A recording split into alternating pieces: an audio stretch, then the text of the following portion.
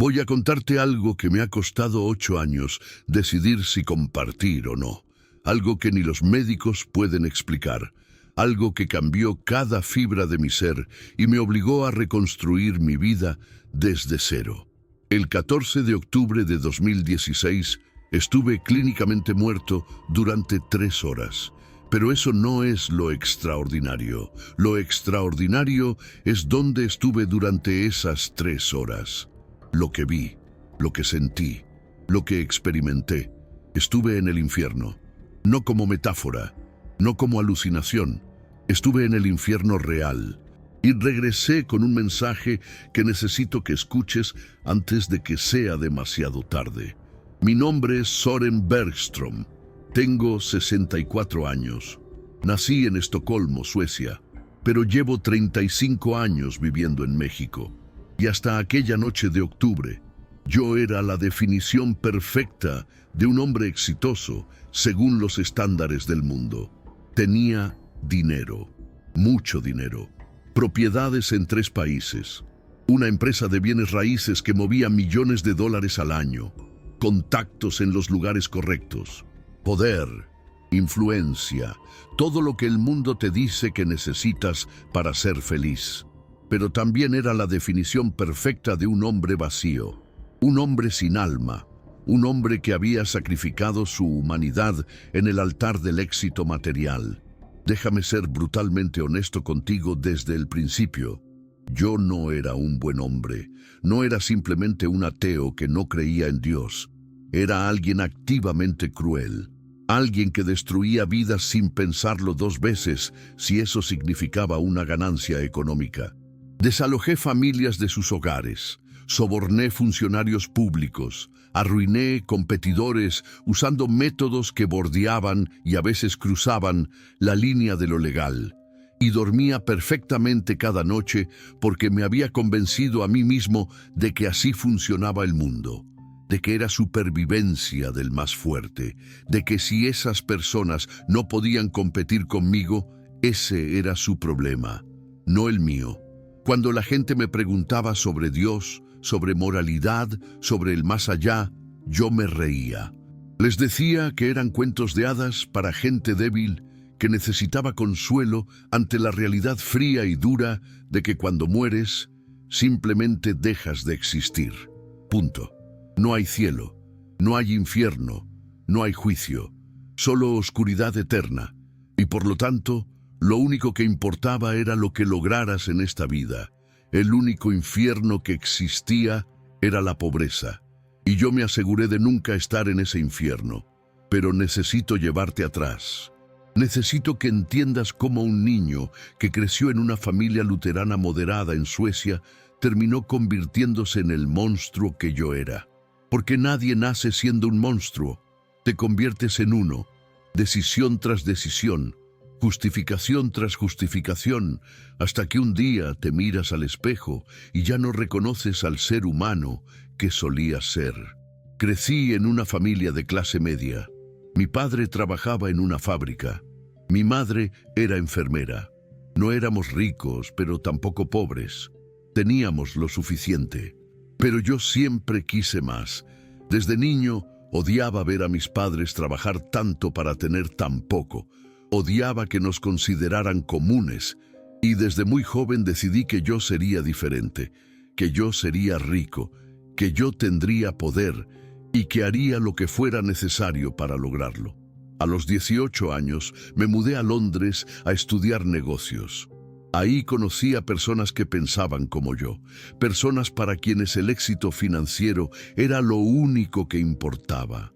Y aprendí rápido que en ese mundo la ética era un estorbo, que los que llegaban a la cima no eran los buenos, sino los implacables. Y decidí ser implacable. Mi primer gran negocio, a los 25 años, involucró comprar un edificio de apartamentos en un barrio obrero de Londres a un precio muy bajo. ¿Por qué estaba tan barato? Porque estaba lleno de familias de bajos ingresos con contratos de renta congelada. Familias que habían vivido ahí durante décadas. Mi plan era simple: renovar el edificio, subir las rentas exponencialmente y obligar a esas familias a irse. Y eso hice. Desalojé a 43 familias. Algunas terminaron en la calle.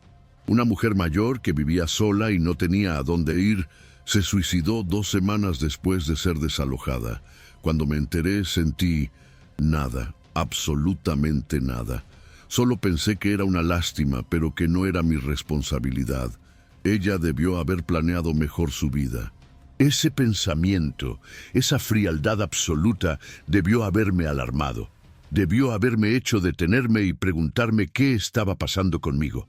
Pero no lo hizo, porque estaba muy ocupado contando el dinero que había ganado. Y ese dinero se sentía mejor que cualquier remordimiento de conciencia. Durante los siguientes 20 años construí mi imperio así. Compra, desaloja, renueva, revende o renta a precios exorbitantes. Una y otra vez. Moví mi operación a España, luego a México, donde las regulaciones eran más laxas y podía operar con aún menos restricciones. En México encontré mi paraíso.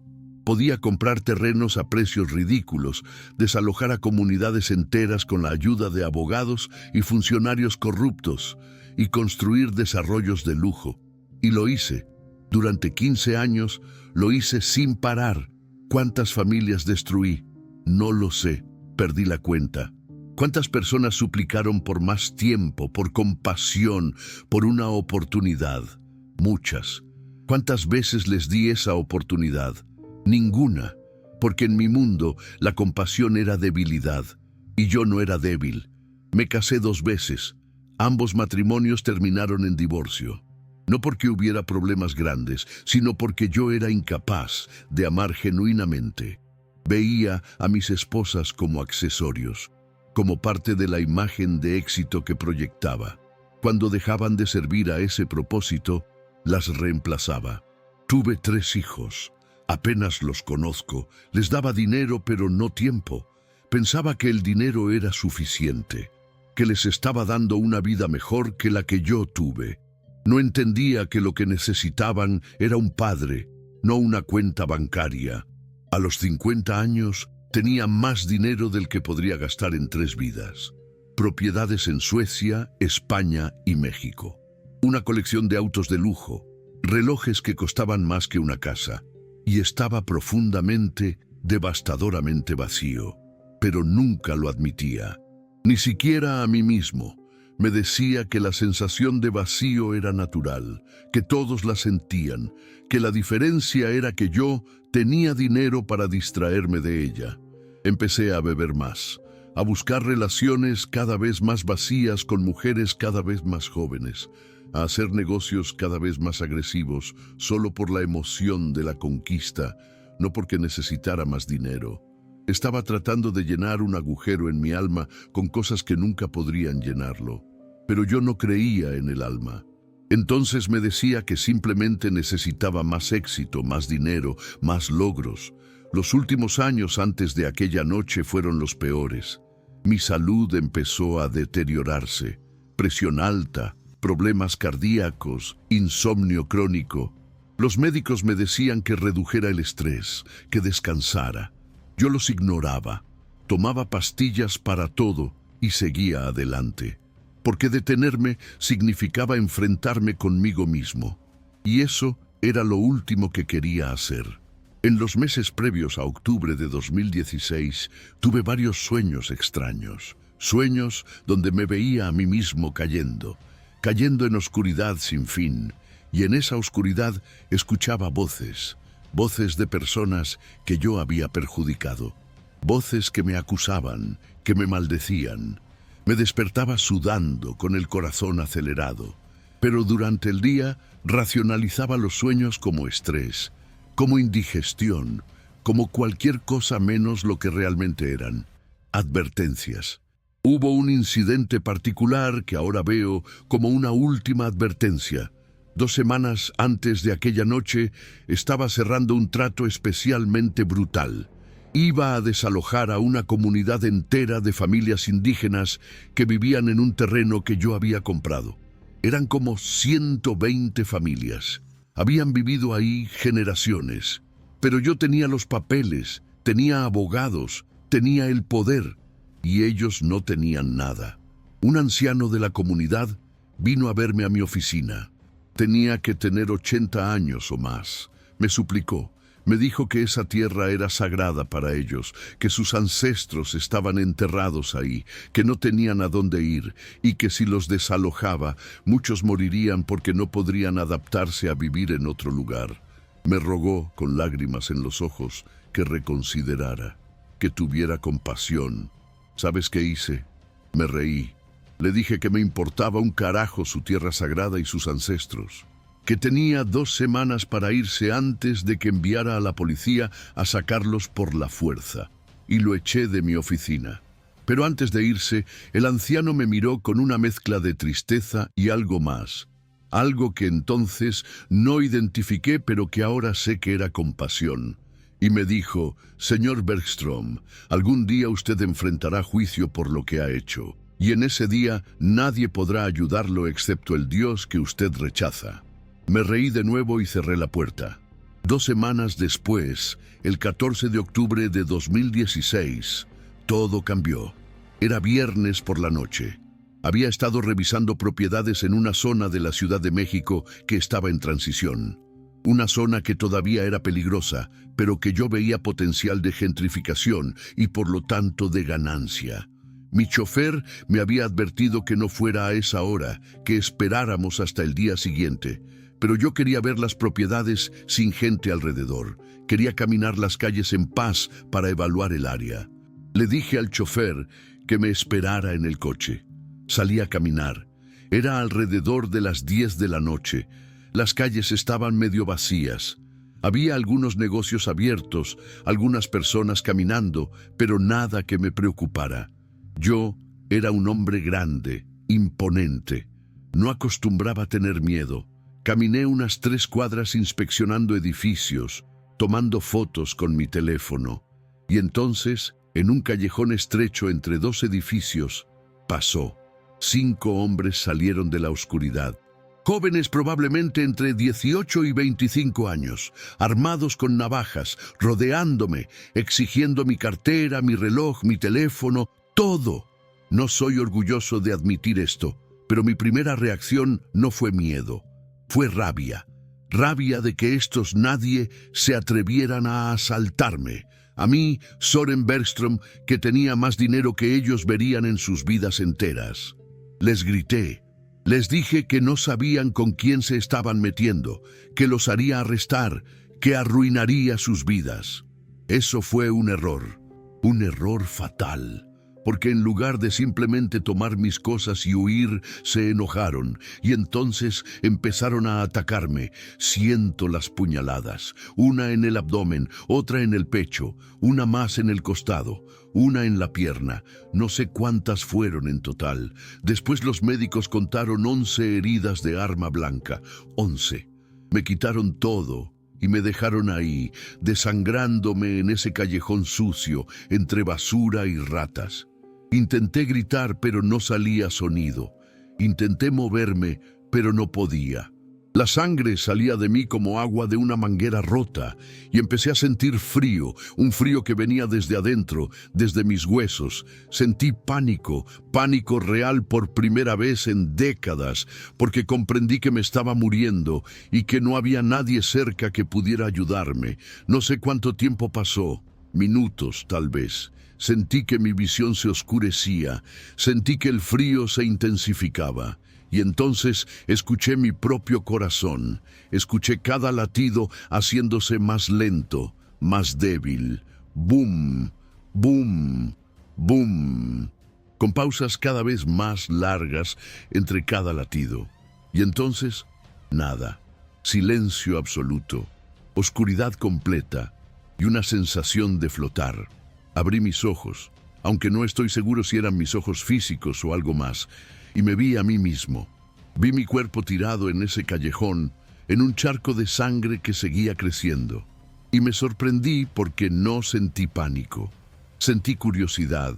Pensé, interesante, esto es la muerte. Así que después de todo, Hay algo más que simplemente dejar de existir. Pero entonces algo me jaló. No físicamente. Fue como si una fuerza invisible me agarrara y empezara a jalarme hacia abajo. Y digo hacia abajo porque esa es la única forma de describirlo. No era hacia el cielo, hacia arriba. Era hacia abajo, hacia las profundidades. Y conforme esa fuerza me jalaba, la oscuridad se volvía más densa, más opresiva. Y empecé a escuchar cosas. Gritos distantes al principio, pero haciéndose más fuertes conforme descendía. Y entonces llegué. No sé cómo describirlo sin sonar como una película barata de terror, pero llegué a un lugar que era tanto físico como espiritual, un lugar de oscuridad casi total, iluminado solo por lo que parecía fuego en la distancia, un lugar de calor insoportable, no como estar bajo el sol, sino como estar dentro de un horno. Un lugar donde el aire mismo parecía pesado, tóxico, difícil de respirar, aunque ya no estaba seguro si necesitaba respirar. Y había gente, almas, personas. Llámalas como quieras. Estaban ahí y estaban sufriendo de formas que no puedo ni debo describir en detalle porque son demasiado horribles. Algunos gritaban, otros lloraban, otros simplemente existían en agonía silenciosa. Y lo peor, lo absolutamente peor, era que sabía, sin que nadie me dijera, que esto era eterno, que no había escape, que no había fin, que esto era para siempre. Empecé a caminar, aunque no estoy seguro si caminaba o si era llevado. Y conforme me movía en ese lugar horrible, empecé a reconocer caras. Vi a un hombre que había trabajado para mí hace años, un hombre al que despedí justo antes de Navidad, cuando más necesitaba el trabajo, porque sus números no eran lo suficientemente buenos. Ese hombre se suicidó 2 meses después. Yo me enteré, pero no me importó. Y ahora estaba ahí, me vio, me señaló y gritó, «Tú, por tu culpa estoy aquí. Me quitaste todo y me hundí en la desesperación». Vi a otros. Vi a una mujer que perdió su casa por uno de mis desalojos y murió en la calle de hipotermia ese invierno. Vi a un hombre que se volvió alcohólico después de que arruiné su negocio y murió de cirrosis. Vi a personas que no conocía directamente, pero que habían sido afectadas por mis decisiones de alguna forma. Y todos me acusaban, todos me señalaban, todos gritaban que yo había contribuido a su destrucción. Antes de contarte el resto, necesito pedirte algo importante. Si esta historia está tocando tu corazón, si sientes que hay algo más allá de lo que vemos, te pido que apoyes este canal. Suscribiéndote, permites que más testimonios como el mío lleguen a las personas que necesitan escucharlos. Hay millones de personas buscando respuestas, buscando una señal de que Dios existe y que el infierno es real. Y tu suscripción hace posible que estos mensajes lleguen a ellos. Solo tienes que darle al botón de suscribirse si aún no lo has hecho. Ahora sí, te cuento lo peor de lo que viví. Pensé que eso era lo más horrible que podía experimentar, pero estaba equivocado, porque entonces fui llevado a un lugar específico, un espacio en medio de esa oscuridad. Y ahí vi algo que me heló el alma de una forma que ni siquiera el calor infernal del lugar podía contrarrestar. Vi mi lugar, mi espacio, el lugar donde pasaría la eternidad. No puedo describirlo completamente, pero era un espacio de tormento diseñado específicamente para mí, basado en mis pecados específicos, basado en mi vida específica. Y supe con certeza absoluta que si moría en ese momento, ese sería mi destino. Esa sería mi realidad por toda la eternidad, sin escape, sin alivio, sin fin. Y sentí terror, terror como nunca había sentido, terror tan intenso que habría dado cualquier cosa, todo, por no entrar en ese lugar.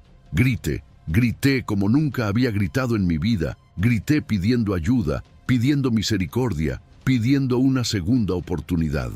Y mientras gritaba vi algo más. Vi entidades, seres demoníacos que se reían de mi terror, que se burlaban de mí, que me decían: «Bienvenido a casa, Soren.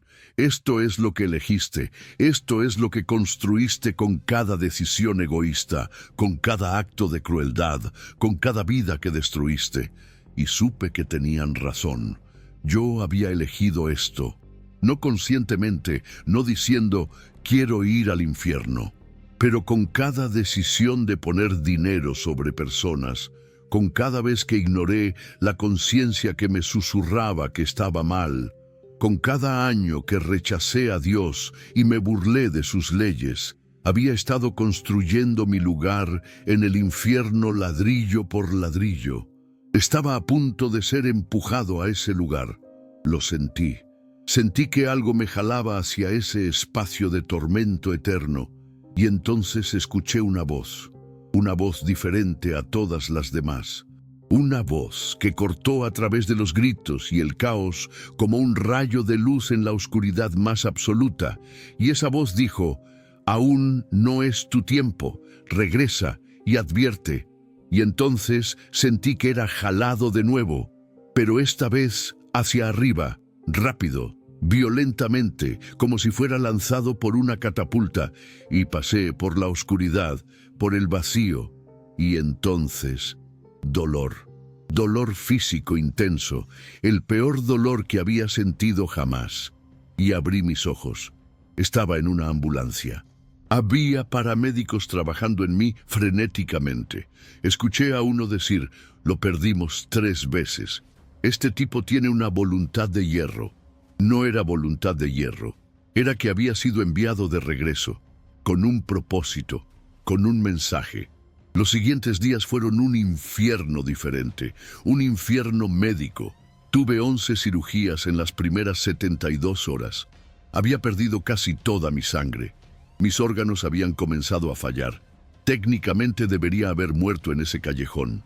Los médicos me dijeron después que era un milagro que hubiera sobrevivido, que las probabilidades eran de 1 en 1.000.000, que estadísticamente era imposible que alguien sobreviviera 3 horas desangrándose con ese tipo de heridas. Pero yo sabía que no era suerte, no era estadística, era que había sido enviado de regreso, con un mensaje que necesitaba entregar, un mensaje para esta generación que cree que el infierno es un cuento de hadas, que cree que pueden vivir como quieran sin consecuencias eternas, que cree que el dinero, el éxito, el placer son lo único que importa. Cuando finalmente pude hablar coherentemente, lo primero que hice fue pedirle a la enfermera que me trajera a un sacerdote. Ella me miró confundida. Me dijo que no estaba en peligro inmediato de muerte ya, que podía esperar. Le dije: «No entiendes. Necesito confesarme, necesito arrepentirme, necesito hacerlo ahora antes de que sea demasiado tarde». El padre Miguel llegó esa tarde. Era un hombre mayor, con ojos amables pero penetrantes. Se sentó junto a mi cama y me preguntó qué necesitaba, y empecé a hablar. Le conté todo: mi vida de crueldad, mi rechazo de Dios, mi amor al dinero sobre todo lo demás, y lo que había visto, donde había estado, lo que había experimentado. Hablé durante casi 2 horas.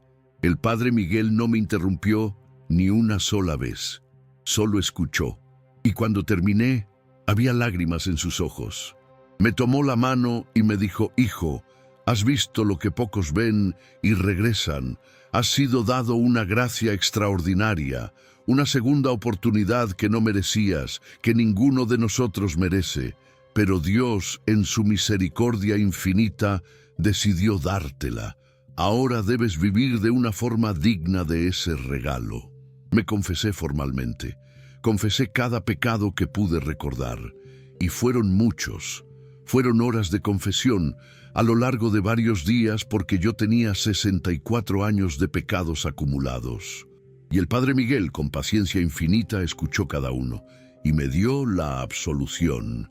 Y por primera vez en mi vida adulta sentí paz, paz genuina. No la falsa paz del dinero o el éxito, sino paz real que viene de saber que has sido perdonado. Pero el perdón no elimina las consecuencias. Pasé 3 meses en el hospital recuperándome. 3 meses donde tuve tiempo de pensar en cada decisión que había tomado, en cada vida que había arruinado, en el legado de dolor que había dejado. Y tomé decisiones. Decisiones radicales. Primero, vendí mi empresa, todo. Mis propiedades, mis desarrollos, mis inversiones, todo. Mis abogados pensaron que me había vuelto loco. Mis socios estaban furiosos, pero no me importó, porque había visto que todo ese dinero, todo ese poder, no valía nada, menos que nada. Era veneno, era una ilusión que me había llevado al borde del infierno eterno. Segundo, empecé a buscar a las personas que había perjudicado. No todas, porque eran demasiadas, y muchas probablemente habían muerto, pero las que pude encontrar, y les pedí perdón, y les compensé económicamente. La familia que había perdido su casa por mi desalojo hace 15 años, les compré una casa nueva. El hombre al que arruiné el negocio, le di el dinero para empezar de nuevo. La comunidad indígena que iba a desalojar, les devolví la tierra, con documentos legales que garantizaban que nunca podría ser vendida o tomada de nuevo. Muchos no querían verme, muchos me odiaban y tenían todo el derecho, pero los que sí me escucharon, los que aceptaron mi disculpa y mi compensación, me dieron algo más valioso que todo el dinero que había ganado en mi vida. Me dieron la confirmación de que el arrepentimiento real era posible, que la redención, aunque dolorosa, era alcanzable. Tercero, busqué a mis hijos. Los 3 eran adultos ya. No querían hablar conmigo al principio. Les había hecho tanto daño con mi ausencia, con mi frialdad, pero persistí. Les escribí cartas, les expliqué lo que había vivido, les pedí perdón por ser un padre horrible, y lentamente, muy lentamente, empezaron a abrirse. No tengo una relación perfecta con ellos ahora, probablemente nunca la tendré, pero tenemos una relación, y eso es infinitamente más de lo que tenía antes. Los años después de mi experiencia han sido los más difíciles, pero también los más significativos de mi vida. Tuve que aprender a vivir de una forma completamente diferente. Tuve que deconstruir 64 años de pensamiento egoísta y reconstruir mi carácter desde cero. No fue fácil. Hubo recaídas, hubo momentos donde los viejos patrones de pensamiento regresaban, donde me encontraba pensando en términos de ganancia y pérdida, de aprovechamiento y oportunidad. Pero cada vez que esos pensamientos venían, recordaba dónde estuve, lo que vi, lo que casi fue mi destino eterno. Y eso me enderezaba de nuevo. Hoy vivo de forma simple, tengo un apartamento pequeño, trabajo como voluntario en organizaciones de caridad, doy conferencias sobre mi experiencia cuando me invitan, no para glorificarme, sino para advertir, para decirle a esta generación algo que necesitan escuchar desesperadamente: el infierno es real, la eternidad es real, y tus decisiones en esta vida tienen consecuencias que van más allá de lo que puedes imaginar. La gente me pregunta: ¿cómo sabes que lo que viste fue real? ¿No pudo haber sido una alucinación, el cerebro sin oxígeno creando experiencias? Y mi respuesta es simple: lo sé, porque cambió mi vida de una forma que ninguna alucinación podría hacerlo. Un hombre como yo, que había vivido 64 años amando el dinero sobre todo, no cambia completamente su vida por una alucinación. No vende todo por una alucinación. No busca el perdón de las personas que destruyó por una alucinación. Además, hay cosas que experimenté que no puedo explicar de otra forma. Vi personas en ese lugar que no sabía que habían muerto, personas que después confirmé que sí habían fallecido. Vi detalles de sus vidas que yo no conocía, pero que después verifiqué que eran ciertos. ¿Cómo explicas eso con falta de oxígeno cerebral? No puedes, porque fue real, tan real como tú que me estás escuchando ahora. Y necesito que entiendas algo fundamental sobre el infierno. No es solo fuego y tortura física, es separación. Separación completa de Dios, que es la fuente de toda luz, todo amor, toda bondad, toda esperanza. El infierno es la ausencia total de esas cosas. Es oscuridad absoluta del alma. Es desesperación sin fin. Es el conocimiento de que pudiste haber elegido diferente, pero no lo hiciste, y ahora es demasiado tarde para cambiar. La razón por la que el infierno es eterno no es porque Dios sea cruel. Es porque en el infierno las almas están tan endurecidas en su rebelión, tan fijadas en su rechazo de Dios, que incluso si se les diera la oportunidad de arrepentirse, no lo harían. Vi eso también. Vi almas que seguían culpando a Dios por su situación, que seguían justificando sus pecados, que seguían rechazándolo incluso en medio de su tormento, y comprendí que el infierno está cerrado desde adentro, no desde afuera. Hay un mensaje específico que fui enviado a entregar, un mensaje para esta generación, y es este: el tiempo se está acabando, no sé cuánto, no me fue revelado eso, pero sé que hay urgencia. Sé que necesitamos arrepentirnos ahora, no mañana, no cuando tengamos tiempo, ahora, porque ninguno de nosotros sabe cuándo será nuestro último aliento. Yo no sabía que esa noche de octubre sería casi mi última noche. Si esas 3 horas hubieran sido definitivas, si no hubiera sido enviado de regreso, estaría en el infierno ahora mismo, para siempre. Y no hay segunda oportunidad después de la muerte. Esta generación ha sido engañada por la idea de que no hay absolutos morales, de que cada quien puede vivir como quiera sin consecuencias, de que el infierno es un concepto medieval usado para controlar a la gente, de que un Dios amoroso nunca enviaría a nadie al infierno. Pero la verdad es esta: Dios no envía a nadie al infierno. La gente elige el infierno con cada decisión de rechazar a Dios, con cada vez que ponen algo por encima de Él, con cada momento que viven como si Él no existiera. Y déjenme ser claro sobre algo más. No se trata de ser perfecto, no se trata de nunca cometer errores, se trata de arrepentimiento. Se trata de reconocer tus pecados, de genuinamente arrepentirte, de buscar el perdón de Dios y de cambiar tu vida. Yo fui uno de los peores pecadores que puedas imaginar. Destruí vidas. Causé sufrimiento inmenso. Viví 64 años en egoísmo absoluto. Y aún así fui perdonado, porque me arrepentí genuinamente, porque reconocí mis pecados, porque volteé mi vida completamente hacia Dios. Si yo puedo ser perdonado, cualquiera puede. No importa qué hayas hecho, no importa qué tan lejos hayas caído, no importa cuánto tiempo hayas vivido alejado de Dios. Él está esperando que te vuelvas hacia Él, esperando que reconozcas que lo necesitas, esperando que le pidas perdón.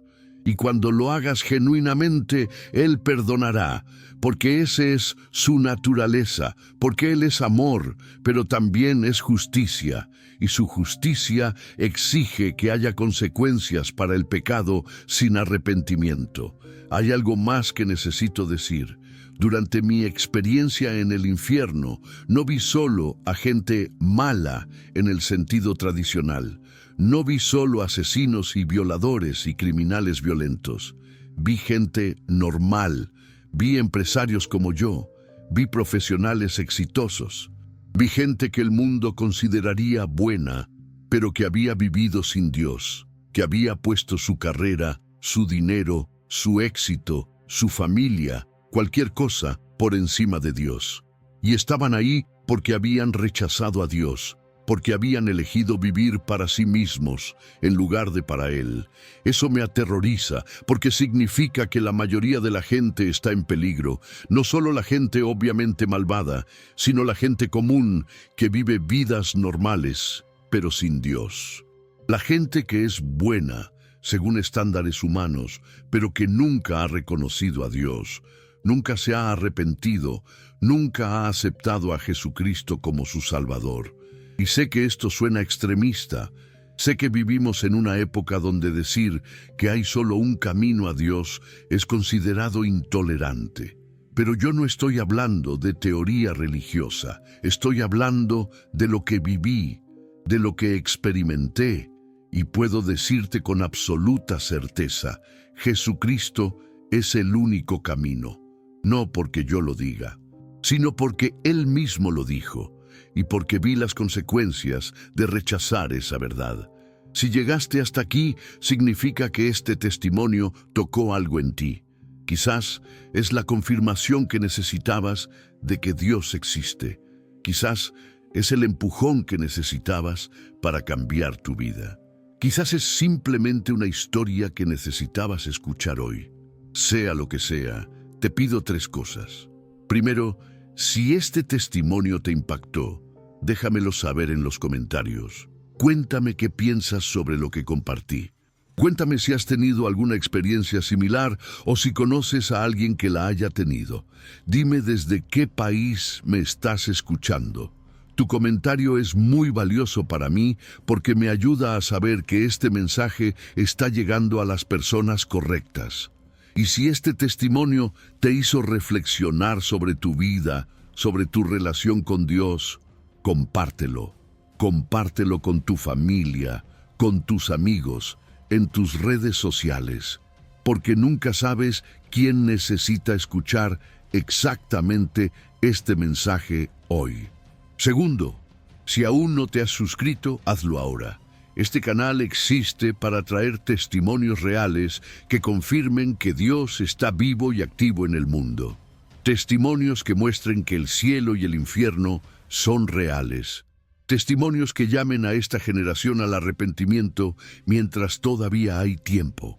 Tu suscripción permite que más personas encuentren estos mensajes cuando más los necesitan. Tercero, si tú que me escuchas estás viviendo lejos de Dios, si has estado posponiendo el arrepentimiento, si has estado viviendo como si esta vida fuera todo lo que existe, te suplico que cambies hoy, no mañana, hoy. Porque no sabes si tendrás un mañana. Yo no sabía que esa noche de octubre casi sería mi última noche. Y si hubiera sido mi última noche, definitivamente estaría en el infierno ahora. No tengo duda de eso. Arrepiéntete. Reconoce tus pecados. Pídele perdón a Dios. Acepta a Jesucristo como tu Señor y Salvador y cambia tu vida. No va a ser fácil, va a requerir sacrificio, va a requerir que cambies cosas que no quieres cambiar, va a requerir que dejes ir cosas que amas, pero te prometo que vale la pena, porque la alternativa es una eternidad en el lugar donde estuve. Y créeme cuando te digo, no quieres ir ahí. Nadie debería ir ahí. Hace 8 años, Soren Bergström, el empresario cruel, murió en un callejón en la Ciudad de México. Y un hombre nuevo nació en su lugar, un hombre que comprende que esta vida es un suspiro, que lo único que importa es tu relación con Dios, que el dinero, el éxito, el poder, todo eso es ilusión. Lo único real, lo único eterno es Dios. Y tu decisión de aceptarlo o rechazarlo determina dónde pasarás la eternidad. No desperdicies tu vida como yo desperdicié 64 años de la mía. No vivas para ti mismo, vive para Dios, porque Él te creó para eso. Y solo cuando vives para Él, encuentras el verdadero propósito, la verdadera paz, la verdadera vida. Todo lo demás es muerte en vida. Lo sé porque lo viví. Durante décadas viví en muerte espiritual sin siquiera saberlo, hasta que experimenté muerte real. Y entonces comprendí la diferencia. Hoy tengo 64 años. He vivido más vida en estos 8 años caminando con Dios que en los 64 anteriores viviendo para mí mismo. Y si me quedan otros 8 años, otros 16, otros 30, cada día será para Él, para advertir, para testificar, para compartir lo que viví, para que otros no tengan que experimentarlo. El infierno es real, el cielo es real, Dios es real, el juicio es real, y tú tienes una decisión que tomar, la decisión más importante de tu vida y de tu eternidad. Elige bien, elige hoy, porque mañana podría ser demasiado tarde. Que Dios te bendiga y te guíe hacia la verdad. Amén.